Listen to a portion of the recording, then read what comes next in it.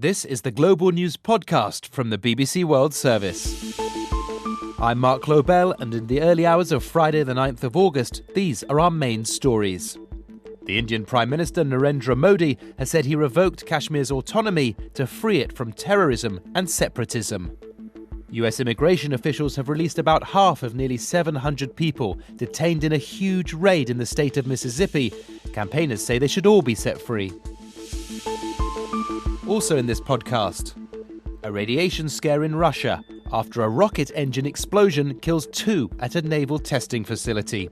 And Molotov cocktails against the wall of her home, rocks through her windows, and neo-Nazi graffiti on the side of her house.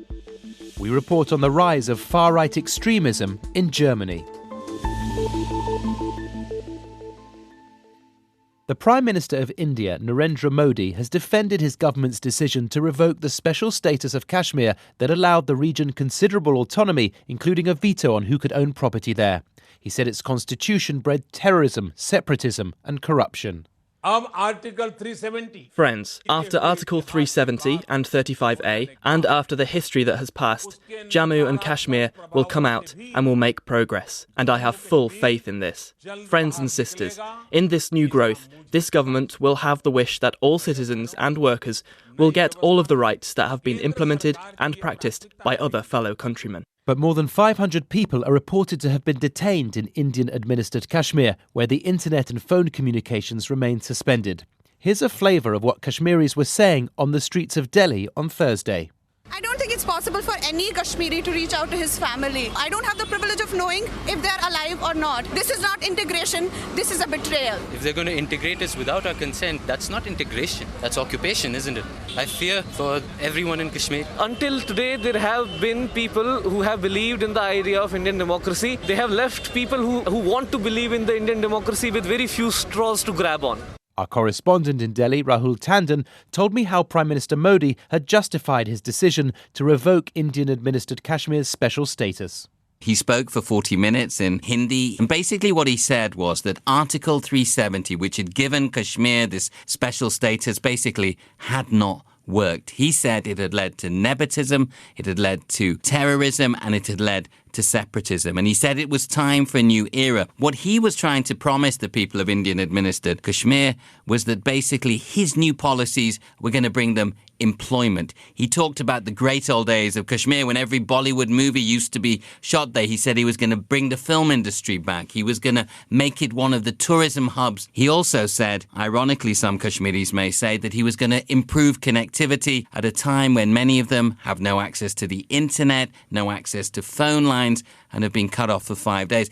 We're still not sure how many people would have been able to even watch or hear his speech. Indeed, and an optimistic vision from him, but there's been a lot of international criticism, especially from the UN, saying these sudden restrictions imposed in Kashmir infringe human rights. And as we've been reporting, people have been detained. So what more do we know about who they are and how many there are? We don't know enough, really, at this particular point in time, because the communication system, if you speak to many Kashmiris outside the state, they're calling it a siege at the moment. So it's so difficult to get information. It's coming out now in drips and drabs. We know that senior politicians, some of whom have even supported staying with India, have been put under house arrest. College professors, businessmen, but the true scale of what is going on, nobody knows. It's Eid on Sunday as well, the big Muslim festival. What's going to happen on that day? And of course, next week is Indian Independence Day. What Mr. Modi did not answer in his speech was why has he caused this clampdown on communications in the valley since he made his announcement, and how long is it going to last? Rahul Tandon in Delhi. Shala Rashid is a politician with the Jammu and Kashmir People's Movement political party. The BBC asked her what she made of the Prime Minister's speech. Claims that are being made of equality and how the Article 370 abrogation is being shown as a progressive measure.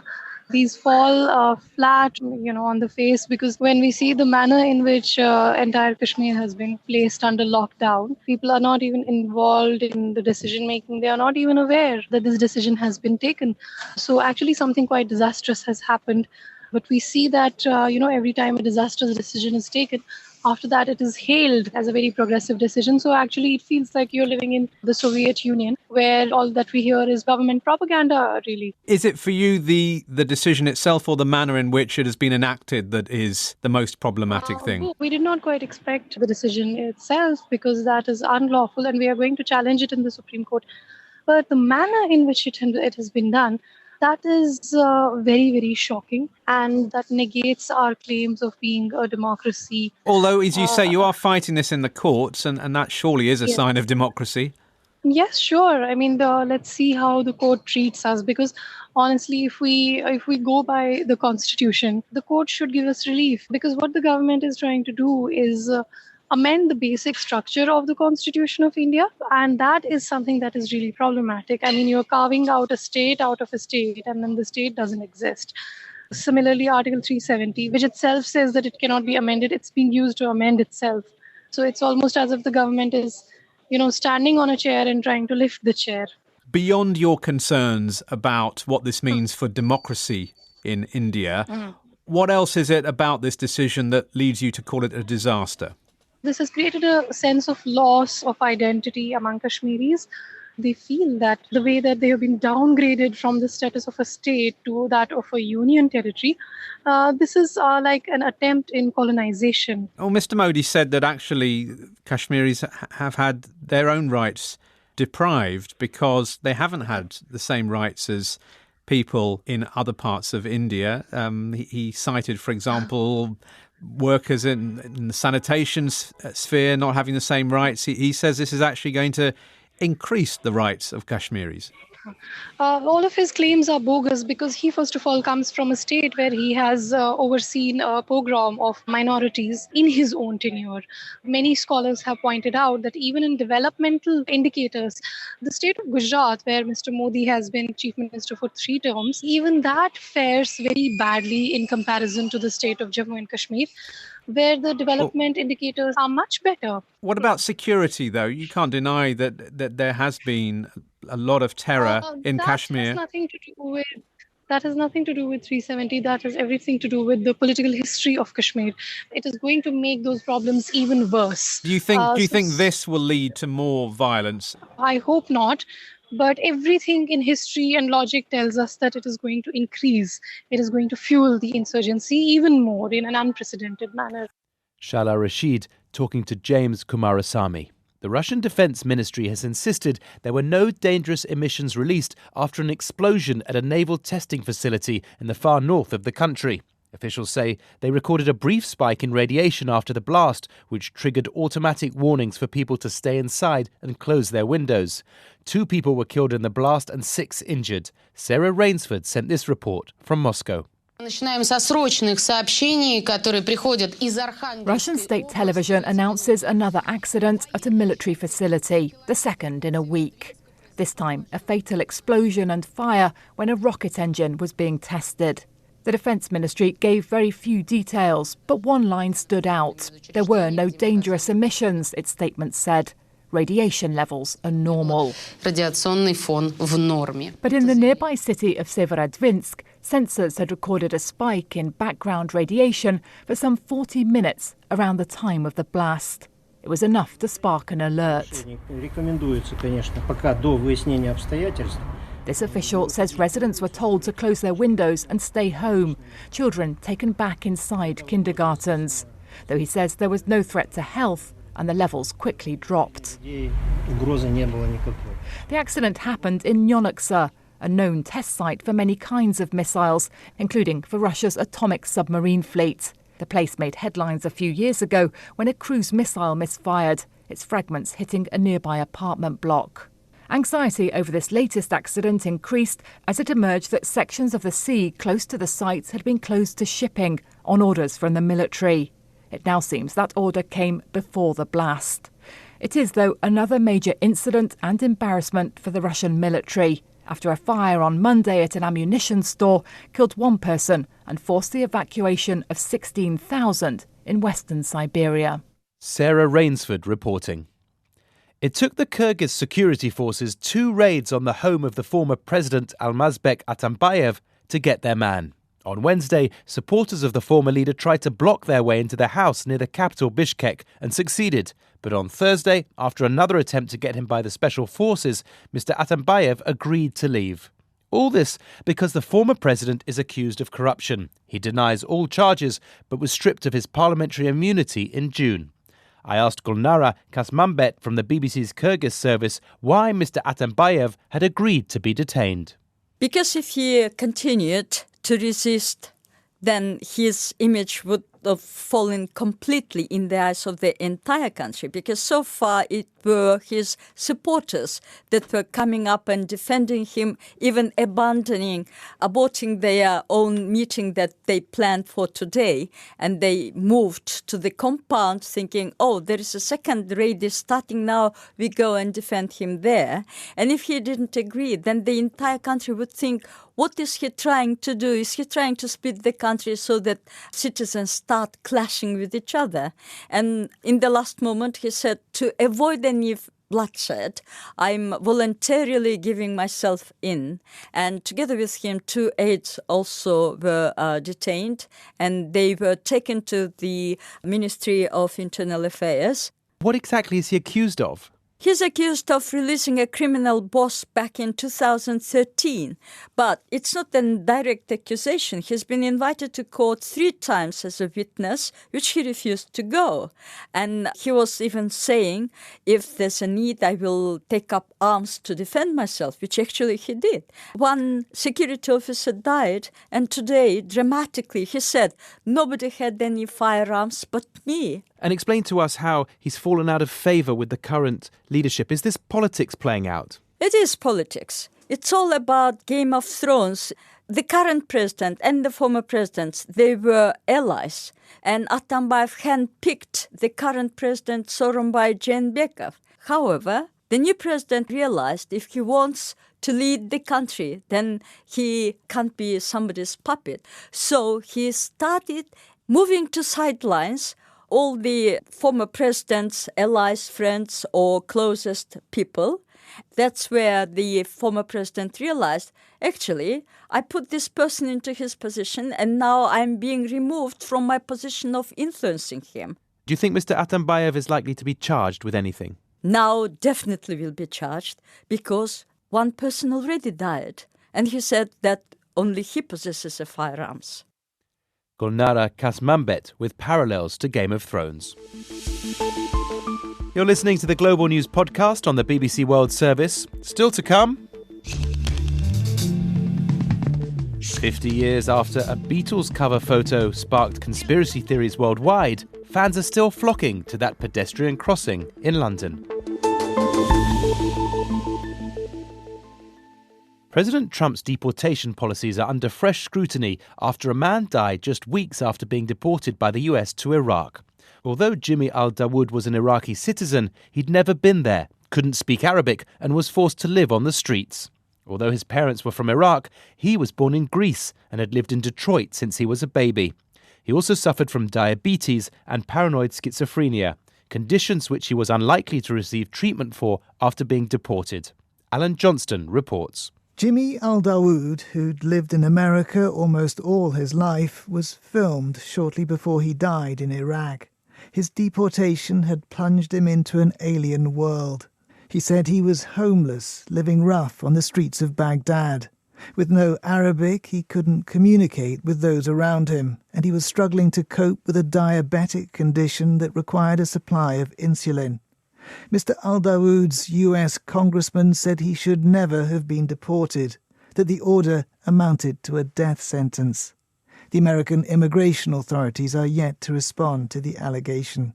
Immigration officials in the US are also facing questions about the arrest of almost 700 mainly Hispanic people in Mississippi. Some 300 have now been released. The people were rounded up for allegedly being without proper documentation. Some of their children returned home after school to find parents missing. Others were left in nurseries because there was no one to collect them. I asked our correspondent in the US, Chris Buckler, about the timing of this operation. President Trump was on his way to El Paso in Texas whenever these raids were being carried out. And as you mentioned there, many of the people who were taken into custody by immigration and customs enforcement agents were Hispanic. And Democrats are pointing out that as he was going to meet the victims and the families of the victims of those in an attack which specifically targeted members of the Hispanic community, at the same time, members of his administration were targeting them and, as far as they were concerned, specifically trying to put them into a position where they would be deported from the United States. So at the moment, we have a list of Democratic presidential contenders all lining up, like Joe Biden, Beto O'Rourke and Bernie Sanders, saying some very incendiary things about President Trump as far as they're concerned. In one case, Bernie Sanders said that he believed the action was evil, given the timing. The timing, of course, because of it being Hispanics. But parents were rounded up. What's happened to their children?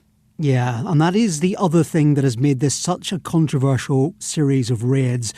Because in many cases, these are parents, in some cases single parents, who were working while their children were actually going back to school. And some of them returned from school to their homes with nowhere to go to because their homes weren't there, their parents weren't there. And in fact, a gym had to be opened up to take those children. Clearly, there was a huge amount of upset. And here in the US, networks have been playing some clips from children in which they talk about their upset at their parents disappearing. So I want my dad to be free and everybody else. And those children are crying because of their dad and mom missing. Now, in response, we do have a statement from ICE, which is this group, Immigrations and Customs Enforcement, in which they say that almost half of the people who were taken into custody have now been released. But as you can imagine, there is still a great deal of upset in the community. Chris Buckler there. Chokwe Anta Lumumba is the mayor of Jackson, the Mississippi state capital. The BBC asked him what he made of these raids. I think it is a gross display of a lack of humanity. Just listening to the audio of the young people expressing distress over what has taken place just reflects as a violation of human rights. In the young person's mind, just understanding that her father was not a criminal, just a person seeking a better opportunity. And to say that, this is an attack on those corporations who look to use this form of labor to get a competitive advantage. We've heard no mention of any criminal pursuit of those corporations, yet we think that it's okay to prosecute and criminalize the true victims of this circumstance. Do you believe the corporations are the ones responsible? First and foremost, I've become quite familiar with this circumstance, having represented MIRA prior to becoming the mayor, the Mississippi Immigrants' Rights Alliance. I'm familiar that many people are solicited from their country of origin to come to Mississippi and other states within the United States for more opportunity, often giving up their life savings in order to do so, only to find a condition where they are held in an oppressive circumstance where these corporations take advantage of them. It's wrong, it's illegal, and the law enforcement agencies need to ensure that laws are followed, surely. In terms of the exploitation of workers' rights, I would agree. In terms of criminalizing and arresting people and leaving their children to fend for themselves, I seem to remember laws in this state that were just as oppressive. Laws in this state where people were placed in shackles and cages because of their ethnic background. And we would not stand today and agree that those are justified laws. And so I staunchly oppose the laws as they exist. And I disagree with the sentiment that it should just be carried out because it is the law. Chokwe Anta Lumumba talking to James Kumarasamy. Conservation groups in Venice have criticised government proposals to reroute cruise ships away from the city's historic centre as insufficient. Demands for action have grown in recent months following an accident in June in which a cruise ship collided with a dock, injuring 5 people. Here's our Italy correspondent, James Reynolds. The landmarks which stand out in Venice include St Mark's Basilica, the Doge's Palace, and the outline of whichever cruise ship that happens to be passing through. Campaigners in Venice have long fought against the arrival of these towering vessels. They argue that the ships are dangerous and bad for both the local economy and the environment. They say that the Italian government's plan to begin diverting some ships away from the centre towards nearby ports within the lagoon is not good enough. Campaigners say that this will do little to stop the underwater erosion caused by the constant passage of giant ships. They want large vessels to be banned from the entire lagoon area.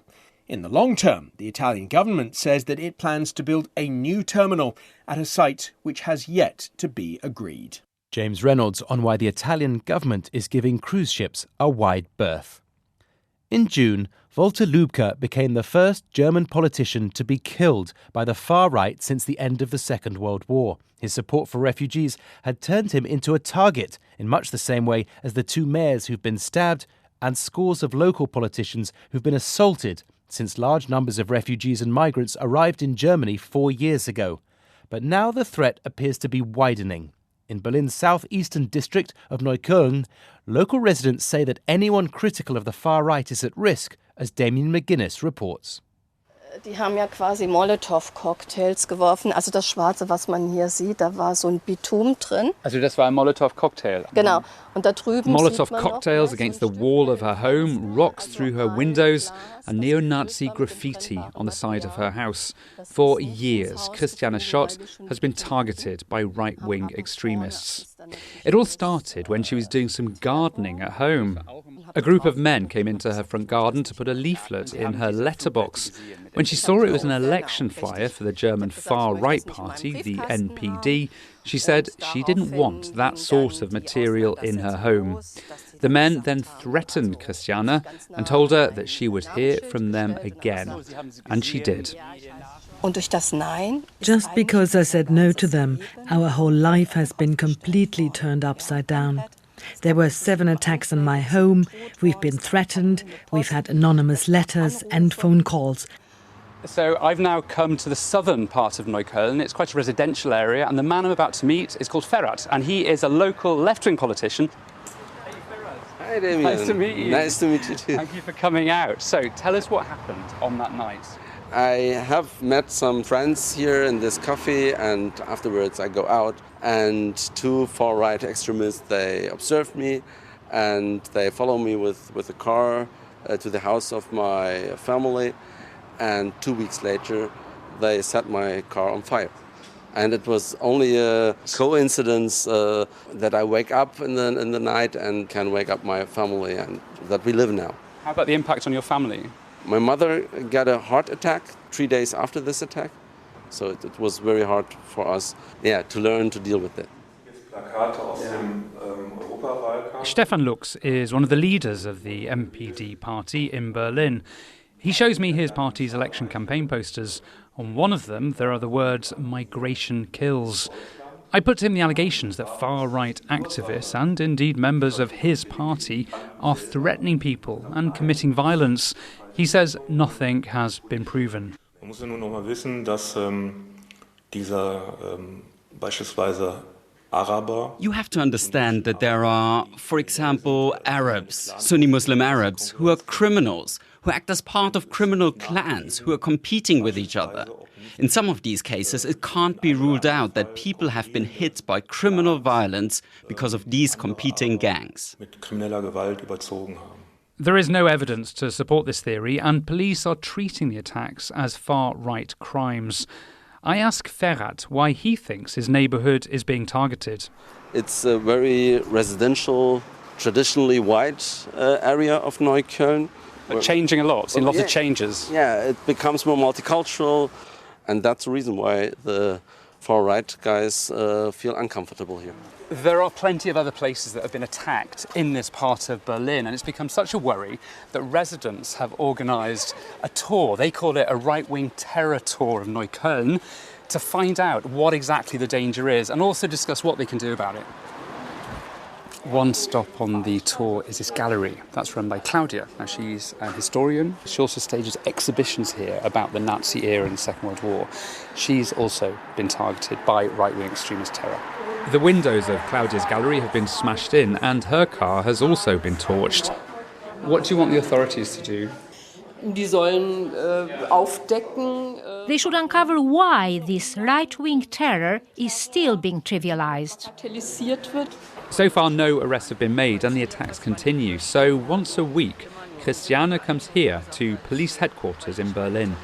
Together with other local residents, mostly older women, she stages a protest, calling for the police to do more to stop far-right violence. The intimidations continue, but Christiana is not backing down. Damien McGuinness reporting. On Thursday, Beatles fans from around the world congregated on Abbey Road in London to celebrate the 50th anniversary of the Beatles album cover being photographed. The image of John, Paul, George and Ringo on that pedestrian crossing sparked conspiracy theories, spawned recreations from the likes of The Simpsons, Doctor Who and even former Prime Minister Margaret Thatcher, and led to the pedestrian crossing being granted special protected status. Our entertainment correspondent Lizo Mazimba looks back at how one of the most iconic photographs of the 20th century was created.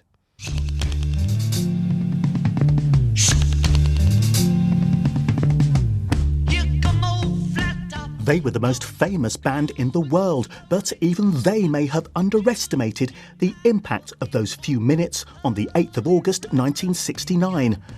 The 4 members of the group walked out of the EMI studios, which were later renamed Abbey Road, and at 11:35 walked back and forth over the crossing.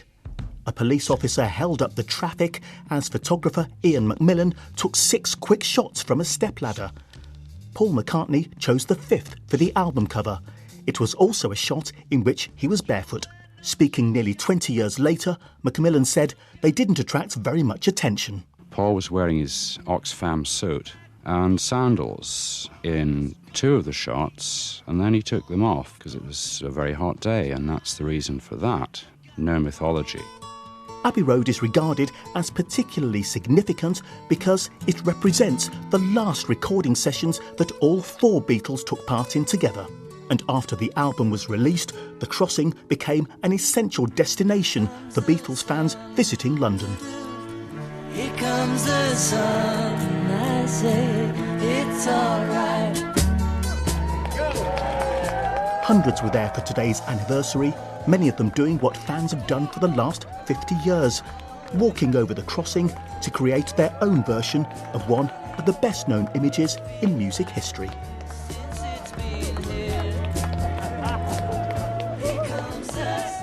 Music you can never tire of listening to, ending that report by Lizo Mazimba on a great moment there recreated at the expense of commuters and drivers, as it created somewhat of a snarl up on Abbey Road. It was all right, though, as the sun did indeed come out for them, despite the traffic. And that's all from us for now, but there will be an updated version of the Global News podcast later. If you want to comment on this edition or the topics covered in it, you can send us an email. The address is globalpodcast@bbc.co.uk. I'm Mark Lobel. Until next time, goodbye.